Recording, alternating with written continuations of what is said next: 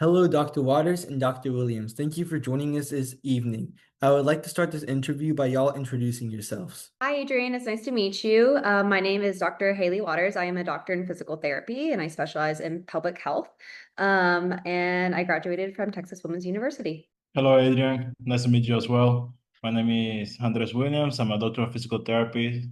I also graduated from Texas Women's University and I work in orthopedic outpatient clinic. That's nice. Thank you for sharing. Now, I would like to ask you this evening, how does sleep deprivation negatively impact your physical health? That's something I talk about with every patient, regardless of what condition they have.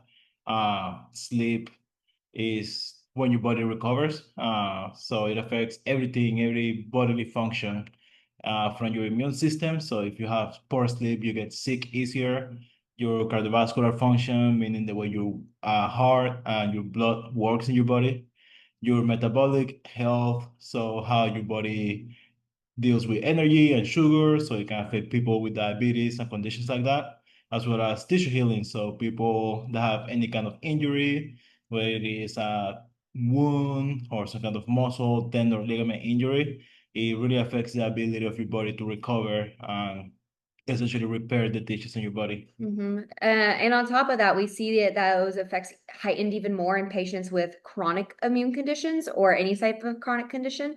We know that when you have poor sleep, your body and your brain are less able to process pain in the most appropriate manner. So something that if you had a regular amount of sleep, maybe stepping on, I don't know, a Lego causes some pain, but you can tolerate it and move on with your life. For people who have had a history of really poor sleep, that Lego, which may cause a typical 1 out of 10 pain, might be a 9 out of 10 pain that causes pain the rest of the day. So it really can impact your body and your nervous system and how you're able to interpret and move on from pain, which is so important in patients with like fibromyalgia, which we know makes up a large percent of our population. So what you're saying is that lack of sleep can cause hypersensitivity. Yes, it does. Okay, that's very interesting. And what advice or what exercises, or is there any like techniques or preventative measures that these patients can take in order to improve their physical well-being in relation to sleep? Something I talk about with every patient is just having consistency every night. So something important is having like a time or a time frame when you have dinner, at least an hour to an hour and a half to 2 hours before you go to sleep. That in combination with having a consistent sleep schedule, so like going to sleep every night at the same night, as well as waking up in the morning at the same time, even on the weekends. Other things you can do, which is areas I'm more passionate about and I deal with in pelvic health, is one, we want to make sure you're also addressing your mental health. Poor sleep can have cause a negative mental health and vice versa. If you have poor mental health, including issues with substance disorders, anxiety, depression, anything along those lines, that can also cause poor sleep. And it's just this awful back and forth effect. So some things you can do besides working with a psychologist or a psychiatrist, any mental health professor, is also do some down training effects to help your nervous system. So some things that could include is general mobility exercises. So doing things like cat cow, thread the needle, pelvic circles, anything that just softens motions in your body, purposefully moving at a really slow rate. The other thing I like to suggest people to do is diaphragmatic breathing, which is a specific style of breathing that helps you better activate your vagus nerve. And this can in turn help regulate your nervous system and get you more into a parasympathetic nervous system activation, which is very conducive to helping you get a good quality night's sleep. That's very Especially interesting. for people your age. Mm. I know a lot of teenagers, they like playing video games, watching TV late at night, play on their phones until late at night. That's also very impactful for your sleep. So the amount of blue light and screen time that you have affects you in a negative way. So decreasing that before bed is another good way of preventing any kind of bad effects from sleep. So maybe 30 minutes before bed, putting your phone away and just reading a book or Doing a doing, puzzle. doing a puzzle, anything interesting. Yeah, I was also going to ask because right now in recent debate, the question about energy drinks rises. Many athletes overconsume energy drinks because they say it increases alertness, but we also know that it can also cause detrimental effects and also affect your cardiovascular system. How do you see this with your own patients? I see this a lot actually. And it's something I'm passionate about. I actually have a history and a certification in sports science and supplementation, specifically within a nutrition mindset. And while caffeine can be very helpful for short-term power and strength athletes specifically, we also see some improvement with endurance athletes. We also know that it's used for specific sport performance, not something that should be used daily and as a means to get by. So if someone is using caffeine because they're lacking energy, right, that means we need to first address the root cause of that energy and get you sleeping better. But if you're using caffeine, maybe because you enjoy a cup of coffee or because you're trying to improve sport performance or even like cognitive performance before a test, fine, let's make sure we're timing that appropriately and only having about a cup's worth of coffee. So think about 60 milligrams worth of caffeine, and then not having any caffeine typically around afternoon.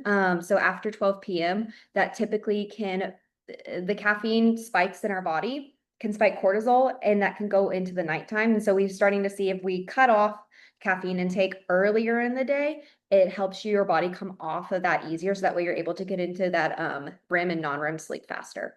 Yeah. Would you say that caffeine can significantly alter your circadian rhythm? Yeah, for sure. As she said, I think the most important thing is time Mhm. of consuming it. I know some athletes may have practice before school, and it might be fine having caffeine then. Some athletes have my practice after school, and as she said, after in the afternoon, 3, 4 p.m. at those times, if you have caffeine, you will see your sleep being affected. Would y'all say that some athletes can be over dependent upon caffeine and other supplements? Yes. Not just athletes, even students. Even if you don't play sports, a lot of people your age have a ton of activities that they do. You have a ton of classes, a ton of homework, and many people your age just use it to get through the day, do the homework, study for the test the next day or whatever it may be.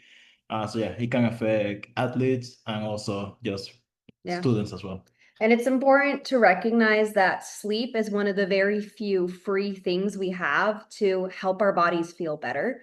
So utilizing that versus using caffeine to essentially it's a band-aid to fix something, but not actually curing the root cause. So let's use this free activity that helps every aspect of our life, um, versus a short-term effect that can just get us through a day.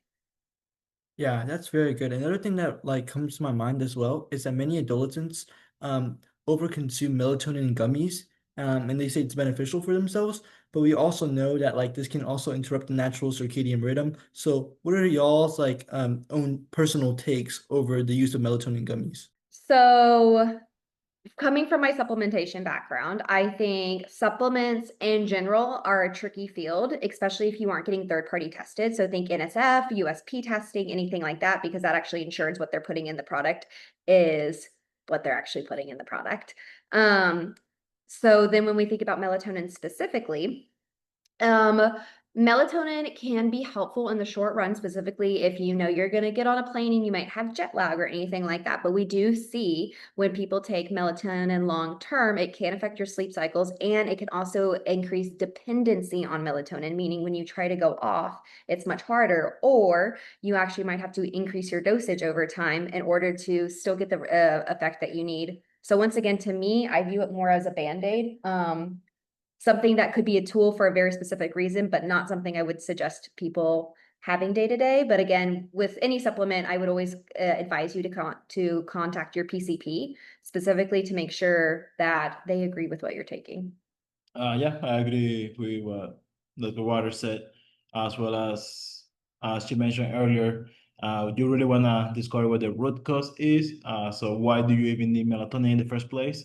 Let's take care of that, and then I'm sure you won't need the supplementation anymore. Would you say that with patients that have insomnia, is melatonin necessary? And is there any natural remedies that can help them take like I mean like kind of deviate from these artificial like supplements? Ooh, that's tricky. And that's where it starts to become a little bit outside of our personal wheelhouse. So, as doctors in physical therapy, we're doctors of essentially muscles. So, we work with the movement and muscles, right? So we work with the musculoskeletal system. So insomnia is more of a medical diagnosis. So working with a neurologist, a PCP, a sleep medicine specialist is more within their wheelhouse. So I would always, my first thing is always refer and consult out. But that being said, we know insomnia has many different root causes.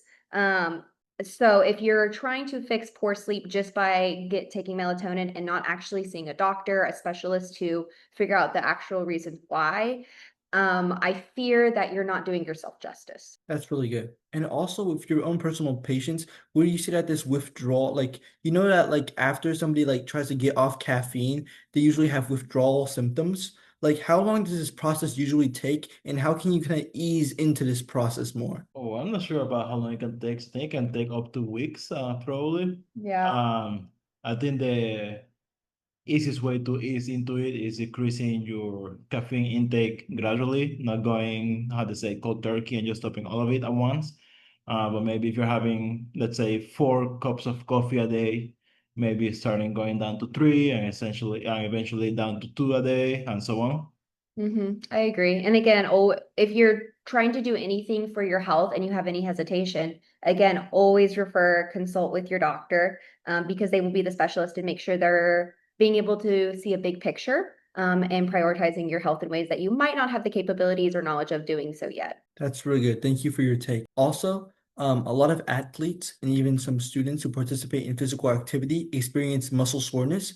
What is the correlation between sleep and muscle soreness? That ties back to some of the stuff that we talked about at the start. So tissue healing, anytime you work out or play a sport, you're essentially doing micro damage to all your muscles. So when you sleep, that's when the muscles recover and they rebuild themselves. If you don't sleep enough, you are not going to recover as much as you should, and your muscles are going to hurt more. As well as she mentioned also the pain, your ability to I guess sense pain decreases or increases rather when you lack sleep. So if you sleep less, you're gonna feel more pain. So definitely muscle soreness and sleep are very close Yeah. connected. It can also affect your different hormonal levels, right? So we talked about the endocrine system recently or momentarily, and it can affect how cortisol, so your stress hormone spikes in your body, and it can also impact testosterone and growth hormone, which we know those are the building blocks of our muscles, which you talked about when we're having these micro traumas to our muscles. We need those building blocks to help with the anabolic or the building effect of muscles versus the catabolic effect of building things down. So we're always trying to aim in that anabolic range.